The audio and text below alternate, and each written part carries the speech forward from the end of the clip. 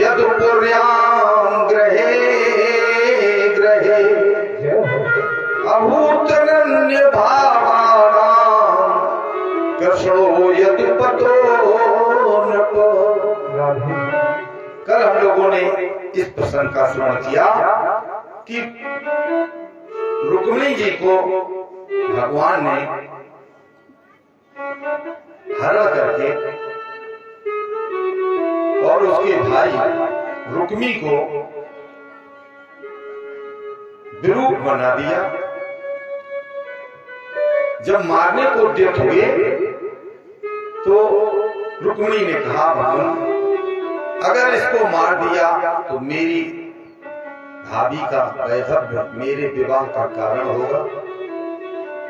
भगवान ने कहा, अब तुम्हारा भाई है तो हमारा भी कुछ रिश्ता इससे हो गया है, लेकिन ये अभिमानी है, इसलिए थोड़ा इसका अभिमान कम करने के लिए हमने इसके बाल मोड़ दिए। लेकिन उसी समय दाऊ भैया ने कर कहा, अरे कन्हैया ये नाईगिरी तूने कब से सीख ली भैया, विवाह होते देर नहीं हुई तूने साले का सर मोड़ दिया। ऐसे नातेदार तो व्यवहार करोगे तो कौन नातेदारी करेगा, विवाह नहीं होंगे, पूरा परिवार ऐसे रह जाएगा। उन्होंने कहा, दाऊ भैया नया नया विवाह हुआ, बहू के सामने तो न डांटो, फिर डांट लेना। दाऊ भैया की गुस्सा शांत हो गई। फिर उन्होंने रुक्मिणी से कहा, रुक्मिणी से कि तुझे भी इस प्रकार का नलगर्भ नहीं करना चाहिए। अब चलो जो होना था हो गया। तो क्षत्रियों को विवाह में जब तक खटपट न हो तब तक विवाह का आनंद भी नहीं मिलता। क्षत्रियों विवाह में तो जरा जरा सी बातों में तलवार निकल जाती है। अब जो हुआ तो हुआ, अब आप भी जाइए। और रुक्मिणी से कहा कि विधाता ने क्षत्रियों का तो ये धर्म बनाया है कि उसका भाई भी ललकारे तो उससे युद्ध का करना चाहिए, इसलिए तुम्हारे भाई ने ललकारा और हमारे भाई ने उसका प्रतिरोध किया।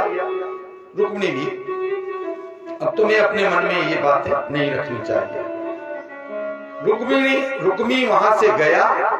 चक्रे भोज कटम नामो निवासाय महत्पुरम हत्वा दुर्मति कृष्णम प्रत्युयसी। मैं अब लौटकर अपने गांव नगर नहीं जाऊंगा, इसलिए उसने भोजकट नाम का एक नगर बसाया, वहीं पर वो रहने लगा।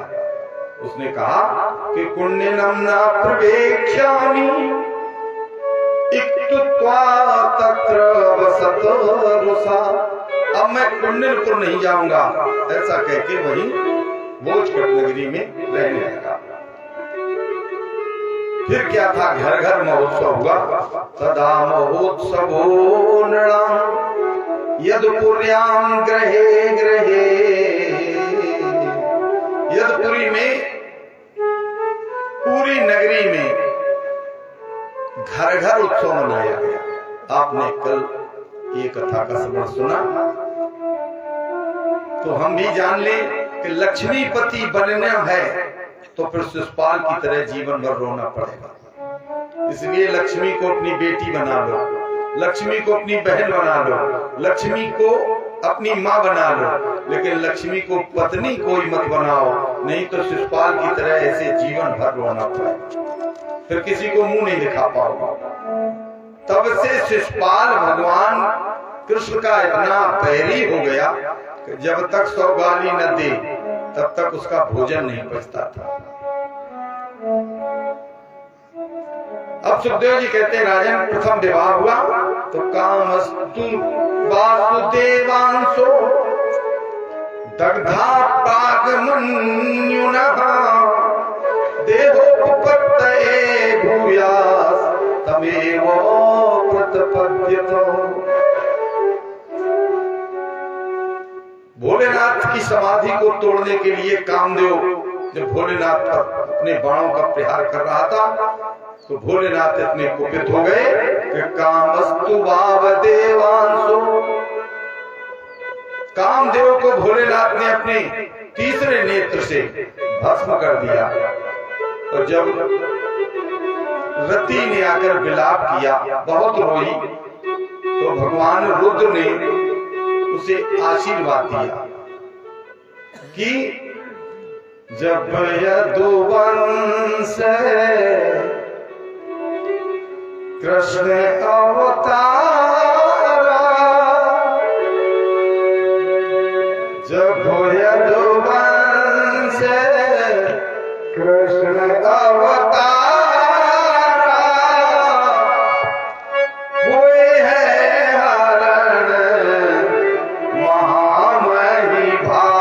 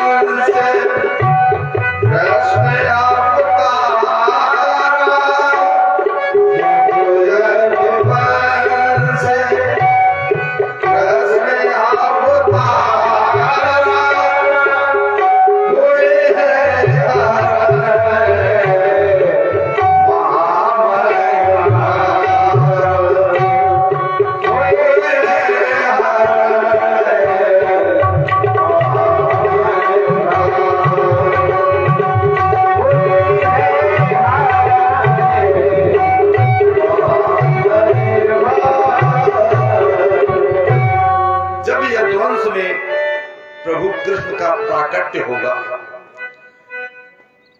तो कृष्ण तनय हुए हैं पति तोरा,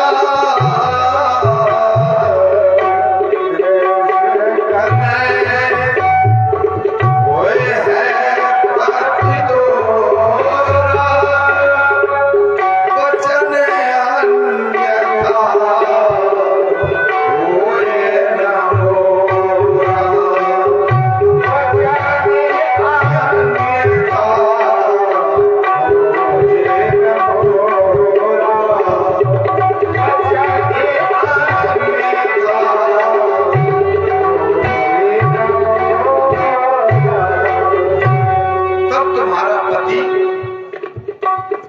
अन्यथा होगा, ये मेरा वचन अन्यथा नहीं जा सकता, व्यर्थ नहीं जा सकता। रति अपनी प्रतीक्षा में रह रही थी तो भगवान कृष्ण का विवाह जब रुक्मिणी से हो गया तो रुक्मिणी के पुत्र के रूप में कामदेव उत्पन्न हुए। प्रद्युम्न इति विख्यातः सर्वतो नो महापितु, जो प्रद्युम्न नाम से इस संसार में विख्यात हुए, लेकिन जन्म लेते ही तम संवरः काम रूपी हत्वा लोकम निर्दशम, संवरासुर इनका परम शत्रु था, जिसे भगवान शंकर ने बता दिया था कि तेरा काल भगवान कृष्ण का प्रथम लाल होगा, तो वो इनको उठाकर ले गया और सूतका ग्रह से ही उसने उठाया और जाकर समुद्र में फेंक दिया। उस लाल को एक मछली निकल गई, वो मछली मछुआरे ने पकड़कर संबरासुर को ही भेंट कर दी। संबरासुर ने अपने पाकशाला में भेज दी। जब वहां पेट उसका चीरा गया तो उसमें बालक निकल आया। बालक देखकर वहां सब कार्यकर्ता जो थे आश्चर्यचकित हो गए। नारद जी ने आकर रति से कहा, जाओ अपने पति को संभालो। रति छद्म वेश धारण करके पहुंच गई उसकी पाकशाला में और उस बालक को पालने पोषने लगी। नाति दीर्घ कार्य, थोड़े ही समय में वो बालक जो था जवान होने लगा। तो रति के भाव उसके प्रति बदल गए। एक दिन उसने देखा कि एक ओर तो ये मां की तरह लालन पालन करती है और दूसरी ओर इसके भाव में मातृत्व तो नहीं दिखाई देता। उस बालक ने पूछा कि मातृभाव अतिक्रम्य वर्त से कामिनी यथा, तमाह भगवान काश्मी मातस्ते मतिरन्यथा। हे माँ, तुम एक और तो लालन पालन कर रही हो, लेकिन आपकी मति अन्यथा दूसरी प्रकार से मुझे जान पड़ती है। मातृभाव अतिक्रम्य, तुम माता के भाव को छोड़कर व्रत से कामनी यथा एक प्रेमिका की तरह व्यवहार करती हो। मेरी समझ में नहीं आती आखिर हो कौन तुम।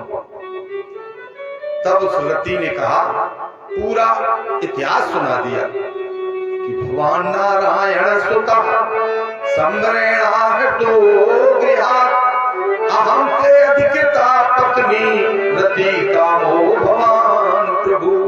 मैं तुम्हारी जन्म जन्मांतरों की पत्नी रति हूँ, और ये तो तुम्हारा सबसे बड़ा शत्रु सम्रासुर है, जो तुम्हें सूतका गृह से उठा कर ले आया। ये सुनकर के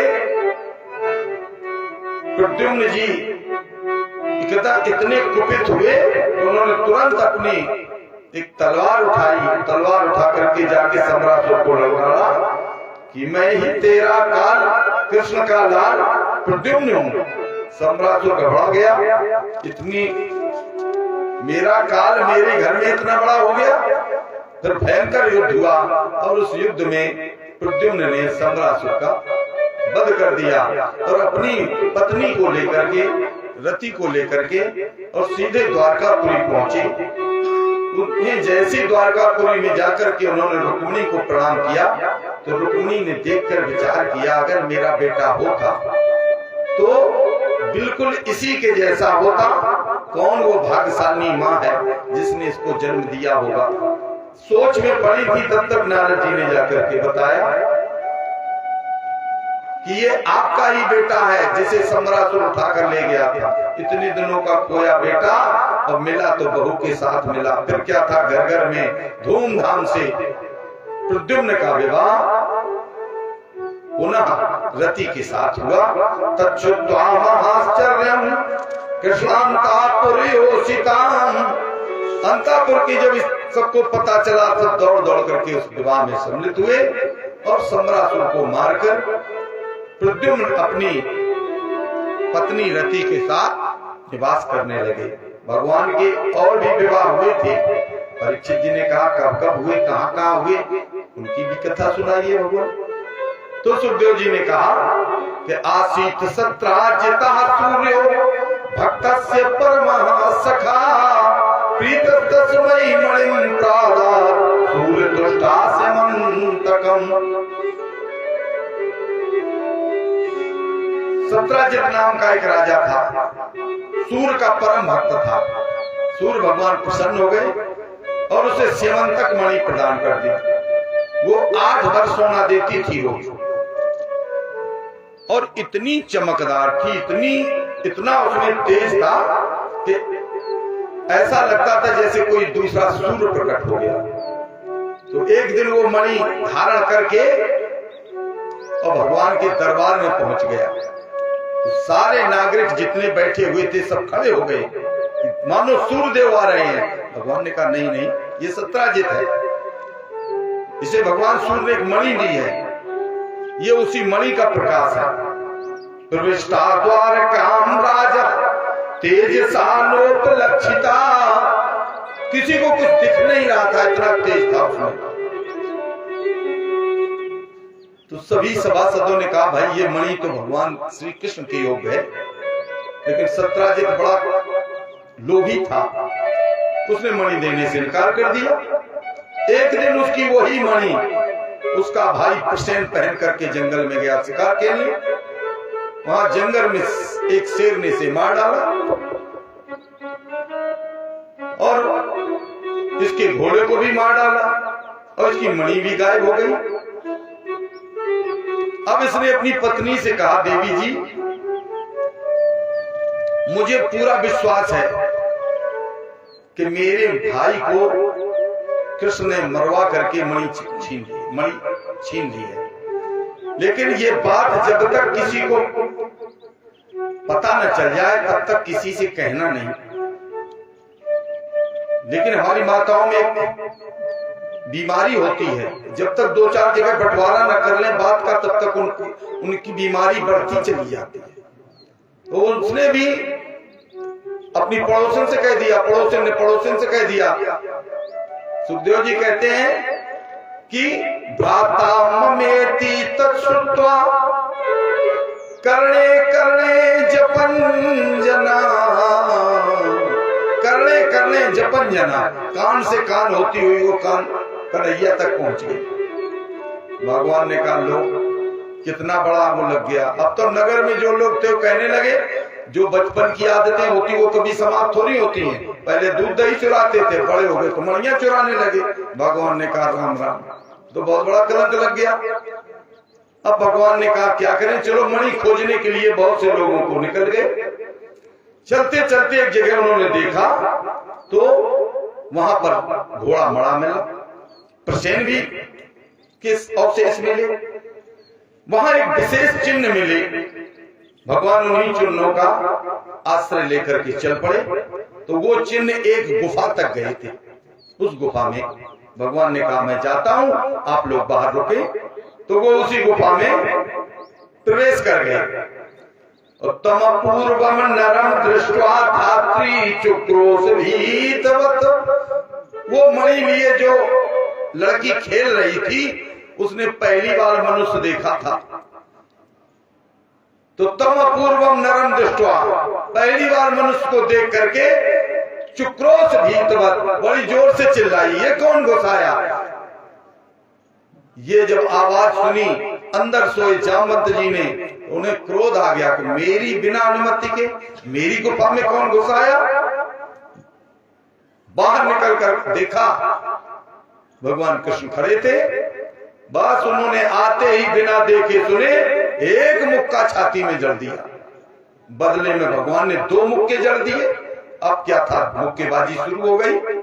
द्वंद्व युद्धम समतुलम भयो विजीति विजिगिसिताम आयाधुमत्रैलोभी कव्यार्थे सेनयोर्यो।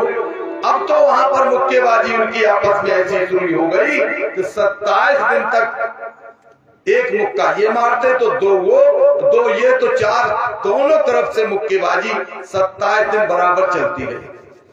28वें दिन भगवान ने उठा के पटक दिया और ऐसा घुटना लगाया कि चिल्लाने लगे बस प्रभु पहचान गया मैं। भगवान ने कहा पहचान निकल आई। उन्होंने कहा बिल्कुल पहचान सच्ची निकल आई, आप ही मेरे राम जी हैं। लेकिन यहां तक आए कैसे, उन्होंने पूरी मणि की चोरी की कथा सुनाई। भगवान ने ये मणि हमें दे दो, हम अपनी चोरी का कलंक मिटा लेंगे। जामवंत जी ने कहा ये मणि मैंने बड़े मुश्किल से एक शेर को मार के प्राप्त करी और वो मैंने अपनी बेटी को दे दी। अब बेटी का धन पिता कभी लेता नहीं है। अब महाराज में एक उपाय बताएं, तुम हमारी बिटिया से विवाह कर लो तो हम दहेज में मणि भी दे देंगे। भगवान ने कहा फिर तुम्हारी जैसी मर्जी।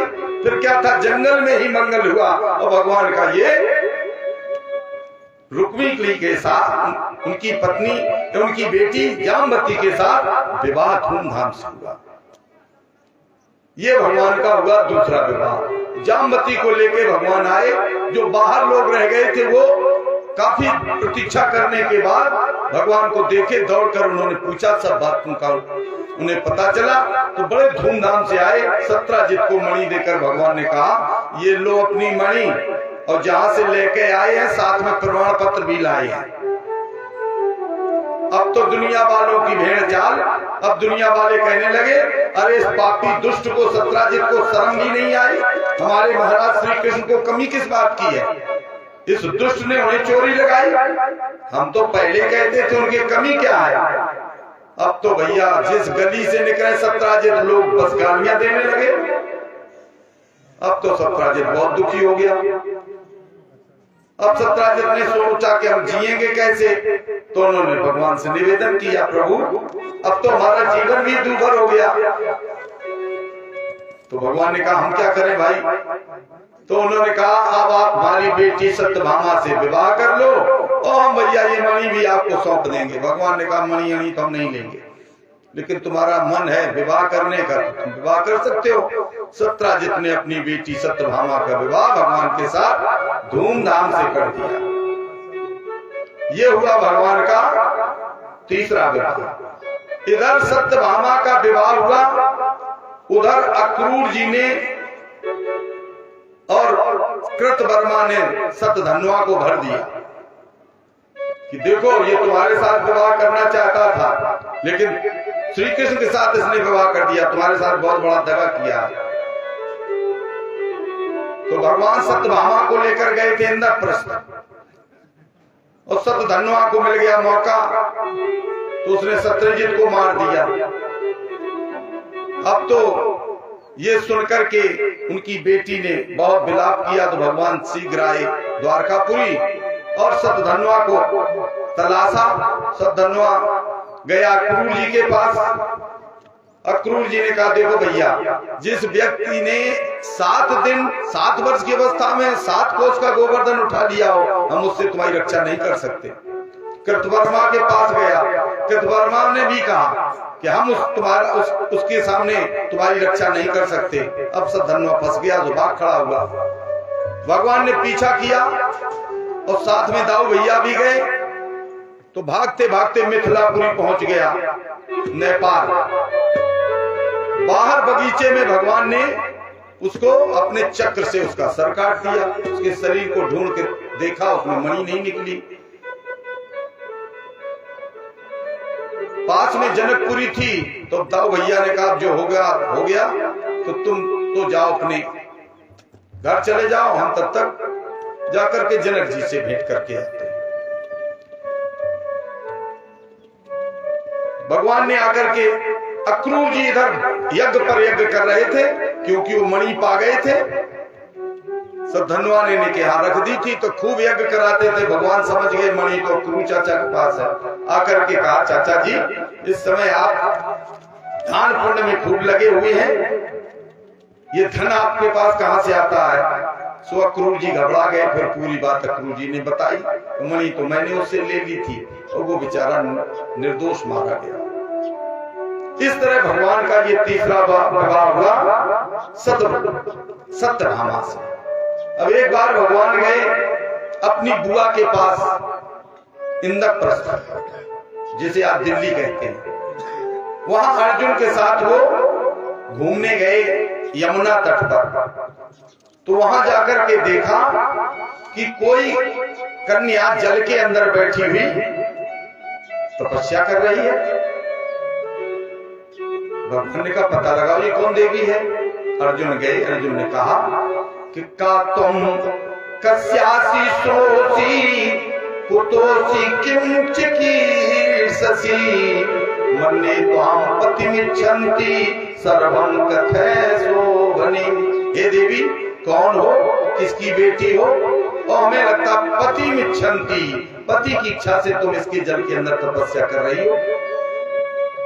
तब उसने निकलकर जल से कहा कि अहम देवस्य सब तू दुहिता पतिमिच्छति विश्रुम्बरेण्यं वरदं तपा परममास्थितः नान्यं पतिं गृहे वीरो तमृते श्रीनिकेतनं तुष्यतां समे भगवान मुकुंदो नाथ संश्रयः।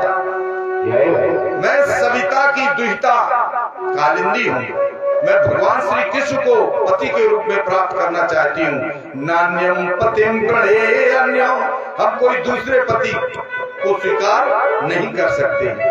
मैं तमेव श्री निकेतनम, मैं केवल भगवान श्री कृष्ण को ही अपना पति स्वीकार करूंगी। मैं उन्हीं के लिए तपस्या कर रही हूँ। अर्जुन ने आकर भगवान से कहा, भगवान आपकी बृहस्पति बहुत जोरदार चल रही है। क्या मतलब? उन्होंने कहा ये बेटी, ये देवी जी आप ही को जप रही है बैठी। अरे तो फिर चलो भैया मिलवाओ। भगवान अर्जुन ने जाकर के मिलवाया और दोनों ने वहां अर्जुन के सामने गंधर्व विवाह कर लिया। ये भगवान का हुआ चौथा विवाह। अब सुखदेव जी कहते हैं राजन, विंद और अनविंद दो राजा थे। दोनों सगे भाई थे, जिनकी बहन थी मित्रवृंदा। ये राजनैतिक लाभ लेने के लिए अपनी बहन मित्रवृंदा का विवाह दुर्योधन के साथ करना चाहते थे, लेकिन मित्रवृंदा अपने हृदय में भगवान श्री कृष्ण को बसाए हुए थे। ये बात जब मित्रवृंदा को पता चली तो वो बहुत दुखी हुई और उसने स्वयंवर में भगवान श्री कृष्ण का स्मरण किया। भगवान पहुंच गए अर्जुन के साथ। मित्रवृंदा ने वरमाला भगवान कृष्ण के गले में डाल दी। सब राजाओं ने विरोध किया तो अर्जुन ने मारकर गांडीव से सबको परास्त कर दिया। इस प्रकार भगवान का ये हुआ 5वां विवाह। एक राजा देवी इनकी बुआ लगती थी, लेकिन भगवान से अत्यधिक प्रेम करती थी, तो वो इन्हें और अधिक अपने सन्निकट लाने के लिए उन्होंने अपनी बेटी भद्रा का विवाह भगवान श्री कृष्ण के साथ कर दिया। ये भगवान का हुआ 6वां विवाह। एक नग्नजित राजा थे कौशल देश के, उनकी बेटी का नाम नग्नजिती था, सत्या भी इसे कहते थे लोग। उनके यहाँ 7 बैल थे। उन्होंने ये शर्त रखी कि जो 7 बैलों को एक रस्सी में बांध देगा या एक रस्सी में नाप देगा, मैं अपनी बेटी का विवाह उसी के साथ करूंगा। बड़े बड़े राजा आए, लेकिन उन बैलों ने सबको खंडित कर दिया। भगवान गए और भगवान ने 7 रूप धारण करके उन 7 बैलों को एक साथ एक रस्सी में बांध दिया। फिर बड़े धूमधाम से नग्नजित ने अपनी नग्नजिती नाम की कन्या का विवाह भगवान श्री कृष्ण के साथ कर दिया। एक स्वयंवर में भगवान ने मछली की आंख को भेद करके लक्ष्मण नाम की कन्या के साथ विवाह किया। इस प्रकार भगवान के 8 विवाह तो हुए अलग अलग और 16,100 विवाह एक ही दिन में हो गए। परीक्षित जी ने पूछा, महाराज ये कैसे होगा? तब उन्होंने कहा, भौमासुर नाम का एक दानव था, बड़ा शक्तिशाली था। ये जिस राजा को जीतता उसकी जितनी कन्याएं होती उन सबको पकड़ के ले आता और कैद खाने में बंद कर देता कि जब 20,000 हो जाएंगी तब मैं विवाह करूंगा। ऐसे ऐसे 16,100 कन्याएं बंदी हो गई। जब ये पता चला भगवान श्री कृष्ण को, और ये बहुत ही बलवान था, तो भगवान अपनी पत्नी सत्यभामा को अपने साथ बैठा करके और इसकी नगरी की ओर चल पड़े। सभार्यो गरुड़ारूढ़ा प्राग ज्योतिषपुरम ययौ। प्राग ज्योतिषपुर इसके नगर का नाम था। तो अपनी पत्नी को गरुड़ पर बैठा करके इसकी नगरी की ओर गए। तो नगर के बाहर बहुत बड़ा एक परकोटा खिंचा था जो जल से भरा रहता था। उसमें मुर नाम का एक दैत्य रहता था जिसके 5 सर थे। मुरा सयाना जलस्थो दैत्या पंचशिरा जला। भगवान ने शंख बजाया तो वो जल से निकलकर बाहर आया तो भगवान से पर उसने आक्रमण कर दिया। भगवान ने अपने चक्र से उसके 5 सर काट दिए। मुर नाम के दैत्य का वध किया भगवान ने, इसलिए इनका नाम मुरारी पड़ गया। बोलो मुरारी भगवान की जय। और भगवान अपनी पत्नी के साथ नगर में प्रवेश कर गए और भौमासुर को मार करके 16,100 कन्याओं को मुक्त कर दिया। कन्याओं ने कैद से बाहर निकलकर भगवान की छवि को देखा। तम प्रविष्टम स्त्रियो वीक्षित नरवीरम विमोहिता भौमाहता नाम विक्रम्य राजभ्यो तत्र से हरि। उस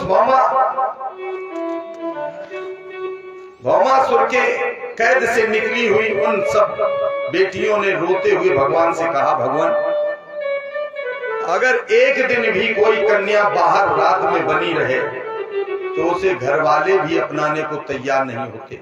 हम तो बरसों से बाहर हैं, अब संसार में तो हमें कोई अपनाएगा नहीं, इसलिए हमारे पास मृत्यु के सिवा कोई दूसरा मार्ग नहीं है। तो भगवान ने कहा जब संसार के सभी मार्ग बंद हो जाते हैं तो मेरे घर का दरवाजा सीधा खुल जाता है। तो सब स्त्रियों ने, सब उन कन्याओं ने एक साथ ही भगवान को अपने पति के रूप में चरणों में प्रणाम करते हुए कहा, ये जीवन आपने दिया है और आपको ही ये जीवन समर्पित है। ऐसा कहके भगवान ने 16,100 स्वरूप धारण करके और सबको माला पहनाई और सबको अपनी पत्नी स्वीकार कर लिया। लोदितो भार्या पाठ्य परिजातम गरुत्मती, 16,100 कन्याओं के साथ ऐसे एक दिन में भगवान ने विवाह कर लिया। तो 8 शादियां उनकी हुई, सत्यभामा, रुक्मिणी, जामवती, कालिंदी, मित्रवृंदा, सत्या, भद्रा और लक्ष्मण, और 16,100 एक दिन में हुए। और सब रानियों के 10-10 बेटा और एक बिटिया हुई। इतना बड़ा परिवार भगवान का हो गया, पूरे खानदान का पता ही नहीं। अब सुखदेव जी कहते राजन परीक्षित, इतने बड़े परिवार में भगवान रहते कैसे थे, थोड़ी उनकी गृह लीला भी बताइए। तो उन्होंने कहा कि सब तो भगवान की पत्नियां जो थी सब रूठती थी, सबको मनाने में इन्हें बड़ा सुख भी मिलता था, लेकिन रुक्मिणी कभी रूठी ही नहीं। यार ये तकिया नीची है, बिछौना ही नीचो है। प्रभु आपकी कृपा से सब काम हो रहे। हो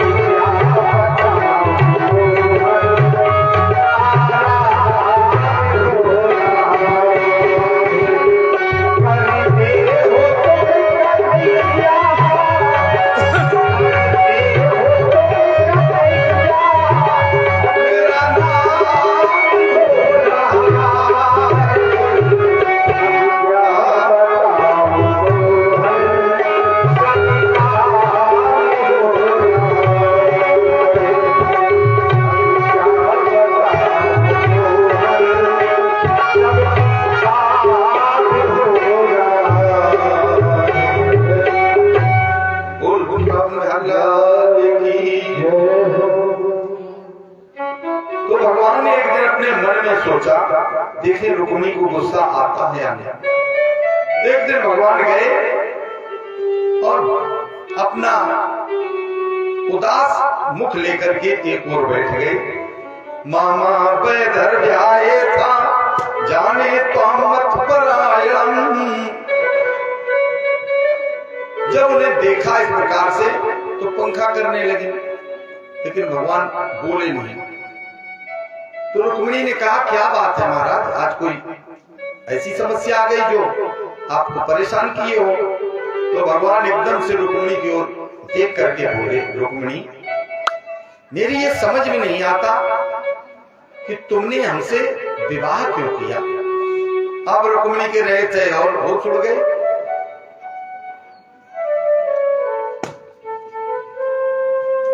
मुझ में कोई गुण है नहीं, माता पिता का पता नहीं। अब आप कहो हम वीर हैं तो मैं रणछोड़ हूं, अगर सारी शत्रु पड़ जाए तो हम भाग भी जाते हो। अगर ये कहो कि तुम्हारे माता पिता ने हमको पसंद किया था तो तुम्हारे तो परिवार वाले शिशुपाल के साथ विवाह करना चाहते थे। शिशुपाल में कमी क्या थी? चेत देश का होने वाला राजा है और हम तो कभी राजा बन भी नहीं सकते। हमारे तो यदुवंशियों यदु महाराज का साथ लगा है, हमारे वंश में कोई राजा बनेगा ही नहीं। और मैं तो कहता हूं अब भी कुछ नहीं बिगड़ा है। जैसी ये बात कही तद दृष्टा भगवान कृष्ण प्रियाया प्रेम बंधनम पर्यंकात और तमुत्थाय चतुर्भुजा। रुक्मिणी बेहोश होकर गिरने लगी तो तमुत्थाय चतुर्भुजम, चार भुजाओं से युक्त होकर भगवान ने पर्यंकात और पलंग से खड़े होकर तुरंत उन्हें संभाल लिया। बेहोश होते होते उनके हाथ में गिरी, पानी छिड़क करके पंखा करके होश में लाए। भगवान ने कहा, देवी जी अरे हमने इतने वर्षों बाद 10 पुत्र हो गए, एक बिटिया हो गई, पहली बार हमने आपसे मजाक की। मामा पैधर्व्य था जाने तो मत परायण। मैं तो बिल्कुल मनोरंजन के तौर पर हमने ये बात कही थी। एक बात है देवी जी, पूरा गृहस्थ जीवन में सारे दिन जंजालों में जीव लगा रहता है, थोड़ा बहुत अपनी पत्नी के पास आकर हास्य व्यंग करना चाहता है, तो हमने तो केवल हास्य व्यंग करना चाहा। गृहस्थ जीवन में यही सुख है। अयम ही परमो लाभो गृहेषु गृह में धीनाम यन्नर्मीयते यामा प्रियाया भीरुभामिनी। यही एक जीवन में थोड़ा बहुत समय होता है जो पति पत्नी आपस में एक दूसरे से हंसी मजाक करके और इसका लाभ उठा लेते हैं। अयम ही परमो लाभो गृहेषु गृह में धीनाम। केवल गृहस्थ जीवन में इतने ही लाभ है और उतना भी हमने आपसे मजाक किया तो आप तो मूर्छित हो गई। संभल कर रुक्मिणी ने बैठ करके कहा, राजन परीक्षित कि आपने कहा कि आप में कोई गुण है नहीं, तो आप तो गुणातीत हैं। सत रज तम इन तीनों गुणों से आप परे हैं। तो आप कहते हमारे माता पिता का पता नहीं। अरे जब श्रुतियां नेति नेति कहकर इतने युगों से आज तक आपके माता पिता की तो बात छोड़ो, आप ही के विषय में नहीं जान पाई, तो आपके पिताजी और माताजी को कौन जान सकता? आपने कहा हम राजा तो कभी बन ही नहीं सकते। तो मैं तो ये कहती हूं कि आपके लिए तो उन भक्तों के भवन हृदय महल से भी बढ़कर होते हैं जिनमें भक्ति मैया निवास करती है।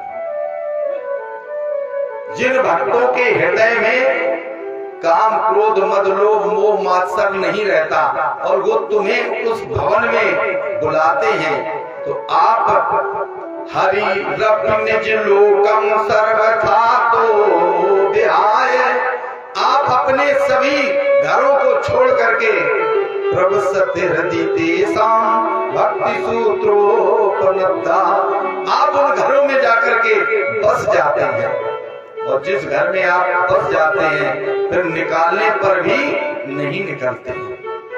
तो भक्तों के भवन ही आपके महल हैं, जिनमें पहुंचकर आप अपना सब कुछ भूल जाते हैं।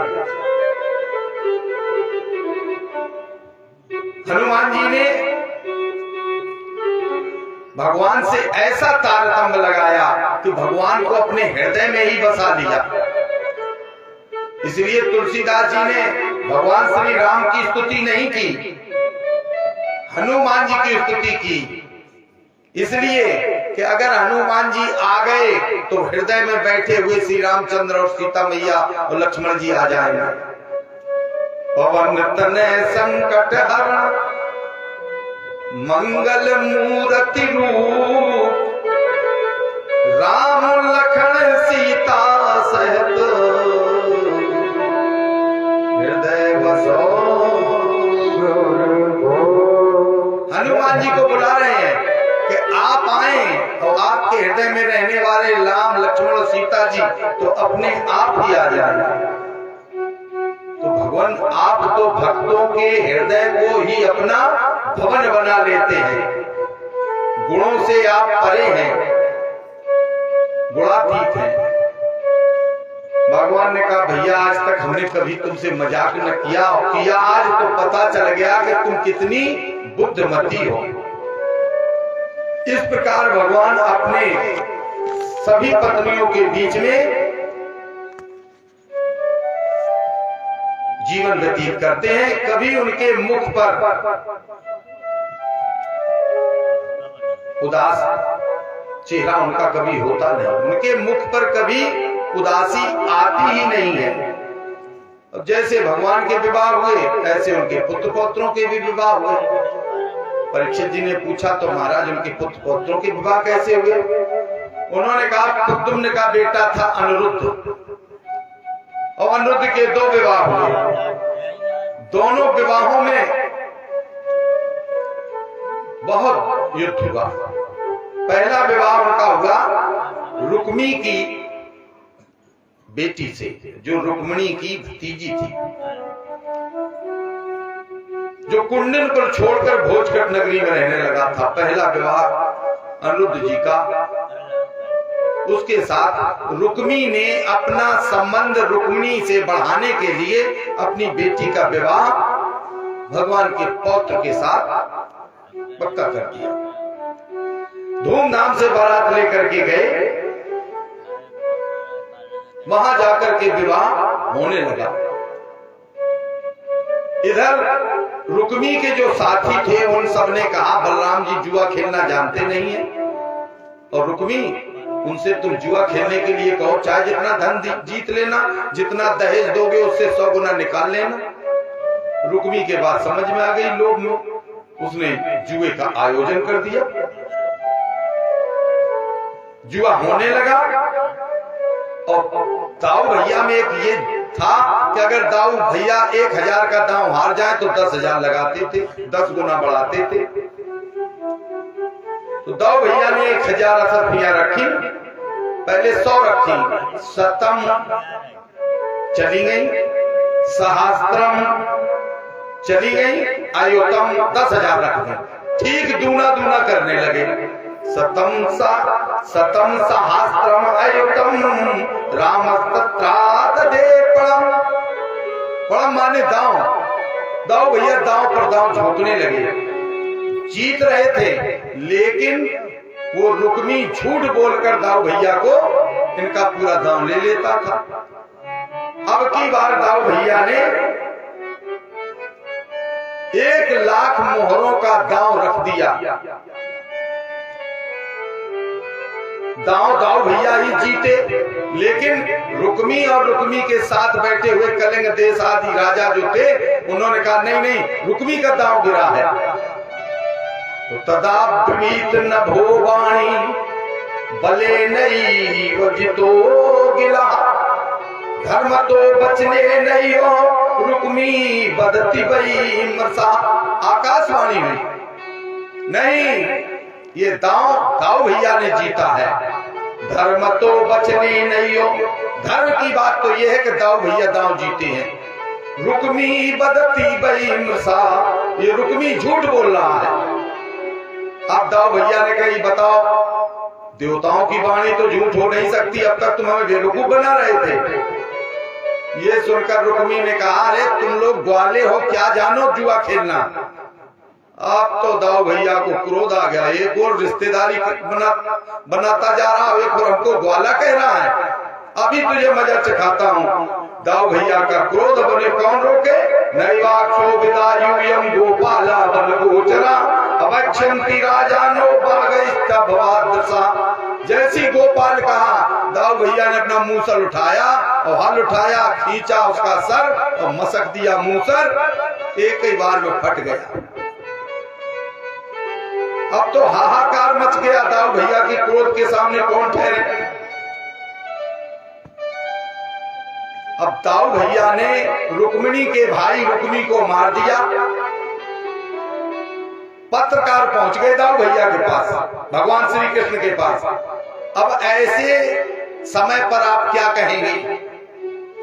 अब भगवान ने सोचा, हमने अगर ये कह दिया कि दाऊ भैया ने ठीक किया, उसने झूठ बोला था, तो रुक्मिणी रूठ जाएगी। और अगर हमने ये कहा कि नहीं नहीं दाऊ भैया को ऐसा बिल्कुल नहीं करना चाहिए था, तो दाऊ भैया टूट पड़ेंगे। अभी तक 13 साल हमारी बेइज्जती करता रहा, तब तुझे ध्यान नहीं आया।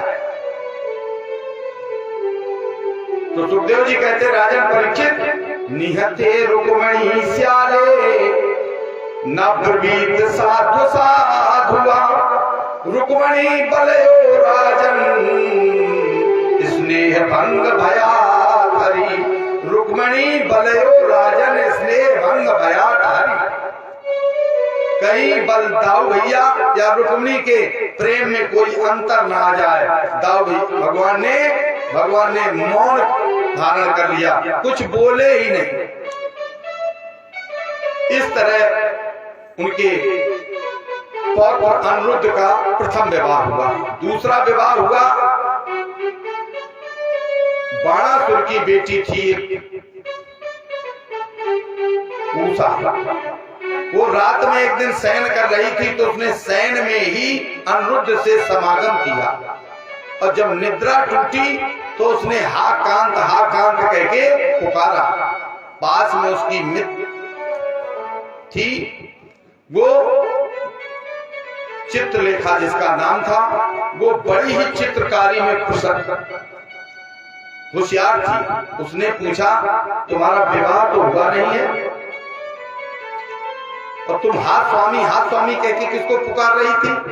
तब उसने अपनी पूरी घटना रात की बताई कि मैंने ऐसे पुरुष से समागम किया, अब मैं उसी को अपना पति बनाऊंगी और किसी से विवाह नहीं करूंगी। तो कुष्मांड की बेटी जो चित्रलेखा थी, उसने कहा घबराओ नहीं बहन, मैं चित्र बनाना प्रारंभ करती हूँ। और उसने श्री राम त्रेता से शुरू किए। वो सर हिलाती रही। द्वापर में जब भगवान के श्री कृष्ण का चित्र बनाया, तब उसने लजाते हुए कहा बस इनसे मिलते जुलते थे। तब फिर उसने प्रद्युम्न का चित्र बनाया, तब उसने घूंघट मारते हुए कहा, पर्दे को डालते हुए, कि बिल्कुल इन्हीं के जैसा था। तब उसने अनिरुद्ध का चित्र बनाया, उसने कहा बस यही मेरे स्वामी हैं। का तुम मृग से शुभ्रु कीद्र से मनोरथा। मैं सपने में बस इन्हीं के साथ समागम कर रही थी और मैं इन्हीं से विवाह करूंगी। चित्रलेखा यक्षिणी सिद्ध थी। उसने कहा घबराओ नहीं, मैं अभी जाती हूँ। तो रात में पलंग के शहद लेकर के अनिरुद्ध को, और उसने उषा के महल में रख दिया। उषा के महल में पुरुष प्रवेश था वर्जित, कोई भी पुरुष उसमें नहीं जा सकता था। बड़े रक्षक रहते थे। 3 महीने बीत गए। इधर नारद जी ने आकर भगवान से पूछा परिवार कुशल से है। नारद जी सूचना एवं प्रसारण मंत्री हैं। तो भगवान ने कहा तो सब ठीक है, लेकिन काफी दिनों से अनिरुद्ध नहीं दिखाई देता। वाह प्रभु, परिवार बड़ा है, रजिस्टर बना लो, हाजिरी कभी कभी तो ले लिया करो, महीने 2 महीने में। भगवान ने कहा भाई बात क्या है नारद जी? अरे उन्होंने कहा अनिरुद्ध की बात कर रहे हैं, अनिरुद्ध पड़े हैं कैद खाने में। कहा? बाणासुर की कैद में।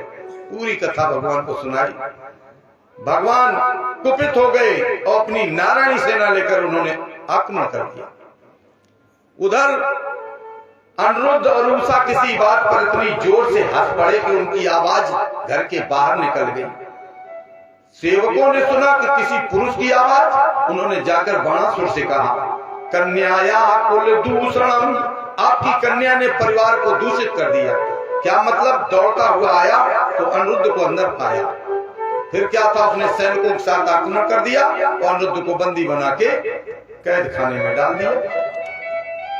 और भगवान ने जैसी इधर से आक्रमण किया, आक्रमण करते ही उसके महल में एक ध्वजा लगी हुई थी जो भगवान शिव ने उसे प्रदान की थी। एक बार ये भगवान शिव की आराधना करने गया। आराधना करते करते इसको इतना जोश आ गया कि इसने भगवान शंकर का कैलाश पर्वत ही हिलाना प्रारंभ कर दिया और इतनी जोर से हिलाया कि भगवान शंकर और पार्वती उस पर गिरते गिरते बचे। उन्हें बड़ा क्रोध आया भगवान शिव को, लेकिन उनका शिष्य था इसलिए उसके कहा ले जा। उसने कहा महाराज कोई लड़ने को मिलता ही नहीं है, करें क्या? ये 1000 भुजाओं का हम करें क्या? तो भगवान ने कहा ये ध्वजा ले जा। जिस दिन ये ध्वजा तेरे महल से गिर जाएगी बस समझ लेना उसी दिन तेरी भुजाओं को लड़ने वाला मिल जाएगा। इधर भगवान ने आक्रमण किया और उधर उसकी ध्वजा गिर गई तो घबरा गया। उसने जाकर भगवान श्री कृष्ण से, भगवान भोलेनाथ के पास जाकर कहा महाराज वो ध्वजा गिर गई, अब हमारी रक्षा कीजिए। भोलेनाथ ने कहा ठीक है, तू मेरा चेला है। भगवान शिव पहुंच गए, जाकर के बाणासुर के बाहर दरवाजे पर खड़े हो गए। इधर भगवान अपनी नारायणी सेना लेकर के पहुंच गए। भोलेनाथ को देखकर प्रणाम किया। भोलेनाथ आप यहाँ? अरे उन्होंने कहा हम तो हैं ही हैं, आप बताओ आप ये पूरी सेना लेके कहाँ जा रहे हैं? उन्होंने कहा इसने मेरे पौत्र को बंदी बना लिया है, इसलिए मैं इसे सजा देने के लिए आया हूं। आप यहाँ भोलेनाथ? उन्होंने कहा ये मेरा चेला है, मैं इसकी रक्षा करने आया हूँ। अरे भोलेनाथ हटिए यहाँ से।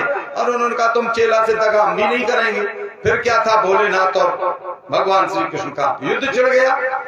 फिर तो उन्होंने अपने अपने अस्त्र निकाल लिए। उन्होंने पाशुपत अस्त्र निकाल लिया, इन्होंने वैष्णव अस्त्र उठा लिया। अरे संत महात्मा दौड़ कर आए, क्या कर रहे हैं आप? विनाश ही कर देंगे। तो भगवान शिव ने माहेश्वर ज्वर छोड़ा और भगवान श्री कृष्ण ने वैष्णव ज्वर छोड़ा। वैष्णव ज्वर ने माहेश्वर ज्वर को बिल्कुल मिट्टी में मिला दिया। तो उसने 4 श्लोकों में बड़ी सुंदर स्तुति की माहेश्वर ज्वर ने। ये 4 श्लोकों की स्तुति जो व्यक्ति करता रहता उसे बुखार नहीं आता कभी। एक श्लोक आप भी सुन ले, नमामि त्वादनंत शक्तिं परेशं सर्वात्ममानं केवलं शक्तिमात्रं कालो दैवं कर्म जीव स्वभावो द्रव्यं क्षेत्रं प्राण आत्मा विकार। ये मेरी मन का विकार है कि मैं तामसी हूँ और आपके सामने मैंने आकर के आपके ज्वर से युद्ध किया, आप हमें क्षमा कर दीजिए। 4 श्लोकों में सुंदर स्तुति की तो माहेश्वर ज्वर को वैष्णव ज्वर ने मुक्त कर दिया। अब भगवान ने विचार किया कि भोलेनाथ से हम लड़कर तो जीत नहीं सकते, तो क्या करें? तो अवध्योयम ममाप्ये से इन्हें मार भी नहीं सकते। तो उन्होंने मन में विचार किया कि इन्हें मोहित कर दिया जाए। तो उन्होंने जम्भास्त्र चला दिया जिसमें भोलेनाथ जम्हाई भरते रह गए और भगवान अंदर प्रवेश कर गए। और भगवान ने जाकर के बाणासुर के 1000 भुजाओं को काटना प्रारंभ कर दिया। एक पर एक भुजा जैसी काटते गए और भोलेनाथ चुटकी बजाते रहे। भगवान ने उनकी सभी भुजाएं काट दी। जब 4 भुजाएं रह गई तो कोटरा नाम की उनकी धाय मां थी, वो दौड़ करके नग्न होकर भगवान कृष्ण के सम्मुख आ गई। भगवान कृष्ण के सम्मुख जब कोटरा मां आ गई तो भगवान ने मुंह घुमा दिया। तब तक भोलेनाथ कि जब वाणी समाप्त हुई, भोलेनाथ ने जाकर के उन्हें प्रणाम किया। भोलेनाथ ने कहा, अरे प्रभु, अयम में तो दैतो नवर्ति मया भवं दत्तम मत्स्य देवो संपद्यतां तद भवान प्रसादे यथा हि ते दैत्य पतो प्रसादा। ये मेरा शिष्य है और आपके भक्त प्रहलाद का पौत्र भी है, इसलिए ये आपके लिए वध करने के योग्य नहीं है। भगवान ने कहा, हमने वध किए ही नहीं, हमने तो उसे अपना ही रूप दे दिया, चतुर्भुज रूप प्रदान कर दिया है। मैं इसको कभी किसी प्रकार मार ही नहीं सकता, क्योंकि मैंने प्रहलाद को वचन दिया है कि तुम्हारे परिवार में कभी किसी का वध नहीं करूंगा। बाणासुर ने आकर के भगवान को प्रणाम किया और उषा का धूमधाम से बाणासुर ने भगवान के पौत्र अनिरुद्ध के साथ विवाह किया और बहुत सा दहेज दिया। भोलेनाथ को प्रणाम करके भगवान द्वारकापुरी आ गए, जहाँ धूमधाम से उषा और अनिरुद्ध का विवाह मनाया गया। गुरु वृंदावन बिहारी लाल की जय। अब सुखदेव जी कहते, राजन परीक्षित, भगवान ने देखा कि मेरा परिवार बहुत बड़ा हो गया, और जब परिवार बढ़ जाता है तो उनमें शक्ति भी बढ़ती है, और जब ज्यादा शक्ति होती है तो फिर उन्हें ये लगता है अब हम हैं सो संसार में कोई दूसरा नहीं है। अभिमान से भर जाता है जीव, तो मेरे भी पुत्र पौत्र अभिमान से भर चुके हैं। तो भगवान ने पहले समझाने का प्रयास किया। तो एक दिन भगवान अपने बाग में अपने पौत्रों को लेकर सबके साथ भ्रमण करने गए। भगवान ने कहा, भाई तब तक मैं विश्राम करता हूं, आप लोग अपनी गेंद लेकर खेलें। सब बालक खेलने लगे और भगवान शयन करने लगे। उनकी खेलते हुए गेंद एक कुएं में चली गई। कुएं में उन्होंने झांक कर देखा तो एक बहुत विकराल गिरगिट दिखाई पड़ा। बालक देखकर घबरा गए। आकर के उन्होंने भगवान से कहा, तो भगवान गए। भगवान ने जाकर के जैसे अपने पाद का स्पर्श कराया, वो गिरगिट जो था एक सुंदर राजकुमार के रूप में प्रकट हो गया। भगवान ने पूछा, कस्तम महाभागो वरेण्य रूपो देवत्तमां त्वां मामाप्यनूनम।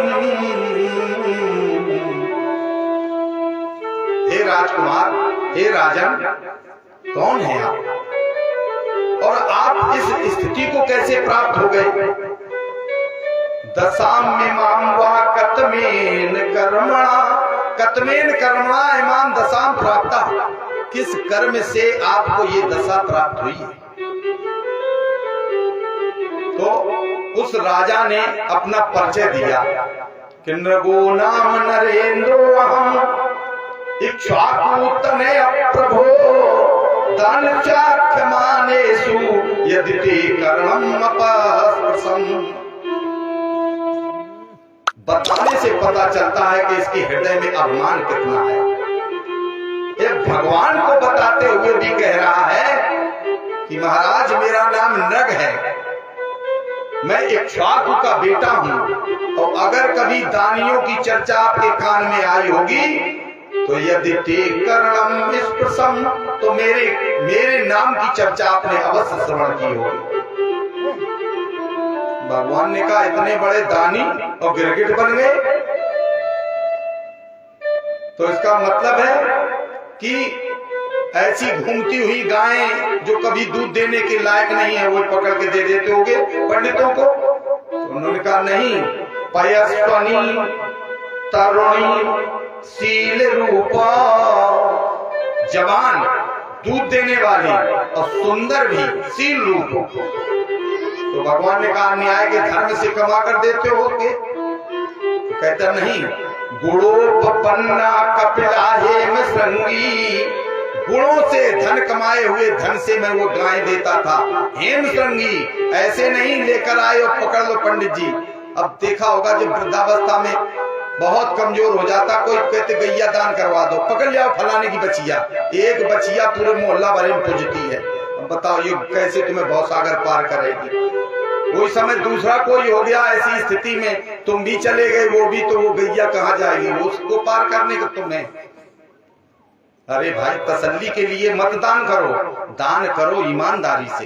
गाय ऐसी दो जो जिसको दो, पंडित को न दो, अपनी किसी बेटी को दो, जो ले जाकर अपने घर में रख के और उसका उपयोग करेगा, तो वो गाय तुम्हें भवसागर से निश्चित पार कराएगी। अब एक बछिया पूरे गांव में अगर पूछती रही तो किसी को नहीं मिलेगी भवसागर पर।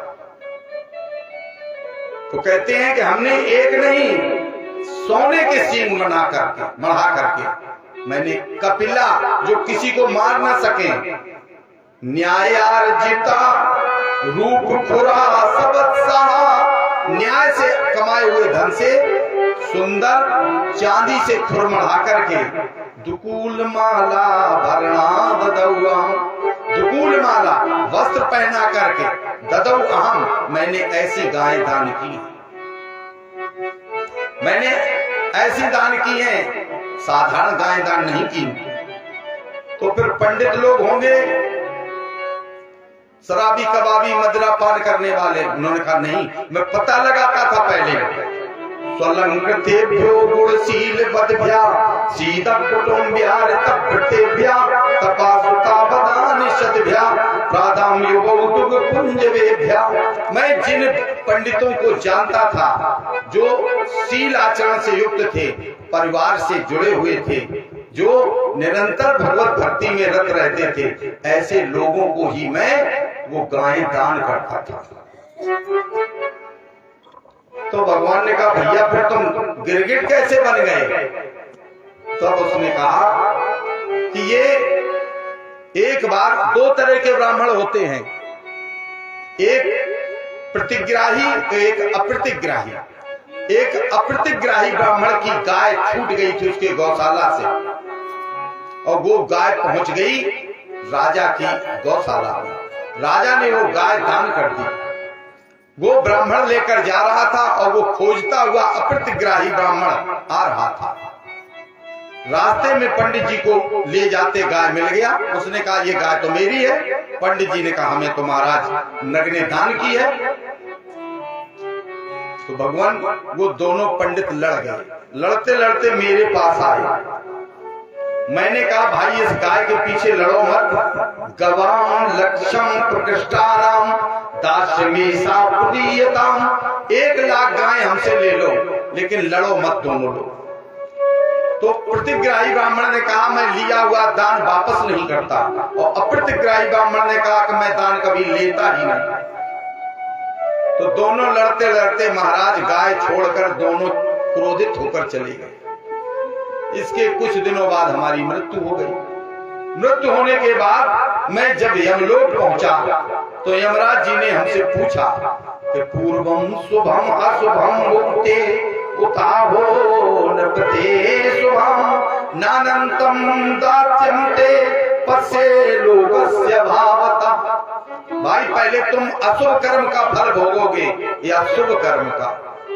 तो मैंने कहा भगवान मैंने कोई अशुभ कर्म अपने जीवन में किया ही नहीं है, क्या अशुभ कर्म भी है मेरा कोई? उन्होंने कहा हाँ, एक बार 2 ब्राह्मणों को तुम संतुष्ट नहीं कर पाए और इसके बाद पुण्यों की कोई तुम्हारी अंतिम परिधि नहीं है। तो उन्होंने कहा भगवान अगर थोड़ा ही हमारा पाप कर्म है तो मैं पहले पाप कर्मों को ही भोगूंगा।